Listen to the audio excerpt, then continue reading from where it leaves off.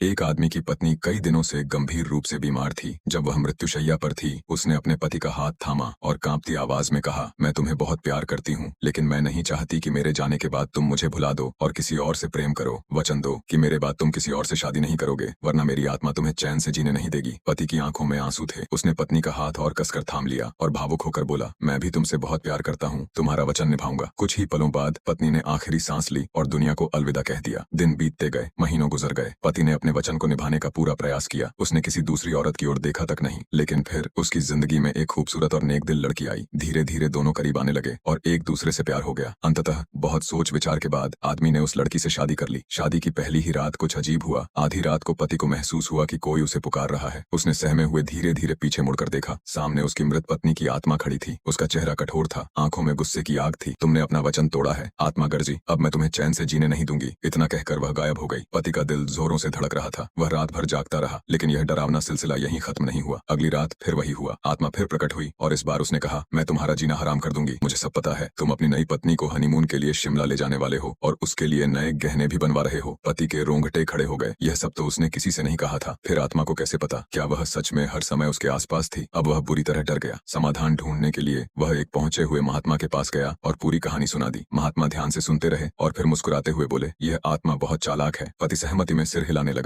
जी गुरुजी, तभी तो उसे मेरी हर एक बात पहले से पता होती है। महात्मा ने गहरी सांस ली और बोले, चिंता मत करो, इसका इलाज है। इस बार जब आत्मा आए तो वैसा ही करना जैसा मैं कहता हूँ। पति ने उत्सुकता से पूछा, क्या करना होगा? महात्मा मुस्कुराए, बस सही सवाल पूछना होगा। अगली रात आत्मा फिर प्रकट हुई और गुस्से से बोली, मैं तुम्हें छोड़ूंगी नहीं। लेकिन इस बार पति डरने की बजाय आत्मविश्वास से भर चुका था। उसने कहा, तुम इतनी चालाक हो कि मेरी हर बात जान जाती हो, तो बताओ मेरी मुट्ठी में कितने कंकड़ हैं? कहते ही उसने झट से जमीन से मुट्ठी भर कंकड़ उठा ली। आत्मा अचानक चुप हो गई। वह झिझकी और फिर देखते ही देखते हवा में विलीन हो गई। वह फिर कभी लौट कर नहीं आई। कुछ दिन बाद पति महात्मा के पास गया और कृतज्ञता से बोला, गुरुजी, आपने मेरी जान बचा ली, पर एक बात बताइए। आत्मा उस सवाल के जवाब में चुप क्यों हो गई? क्या वह सच में मेरी पत्नी की आत्मा थी? महात्मा हंसते हुए बोले, बेटा, सच्चाई यह है कि कोई आत्मा थी ही नहीं। पति चौंक गया। मतलब? महात्मा ने समझाया, तुम्हारे मन में अपनी पहली पत्नी से किया गया वचन तोड़ने का अपराध बोध था। यही अपराध बोध तुम्हारे ही दिमाग में एक डर के रूप में जन्म ले चुका था। जब भी तुम कोई नया कदम उठाते, तुम्हारा डर तुम्हें रोकने के लिए आत्मा बनकर सामने आ जाता। पति अवाक रह गया, पर गुरुजी, उसे मेरी हर बात कैसे पता चल जाती थी? महात्मा मुस्कुराए, क्योंकि वह तुम्हारे ही मन की उपज थी। तुम्हारा दिमाग जो जानता था, वही तुम्हारी कल्पना में बनी आत्मा भी जानती थी। लेकिन जैसे ही तुमने एक ऐसा सवाल पूछा जिसका उत्तर तुम्हें खुद भी नहीं पता था, तुम्हारे दिमाग का यह खेल खत्म हो गया। तुम्हारा ही डर, तुम्हारी बनाई हुई यह आत्मा खुद ही मिट गई। पति अब पूरी तरह समझ चुका था। उसने महात्मा को धन्यवाद दिया और एक नई ऊर्जा के साथ अपने जीवन की ओर बढ़ चला।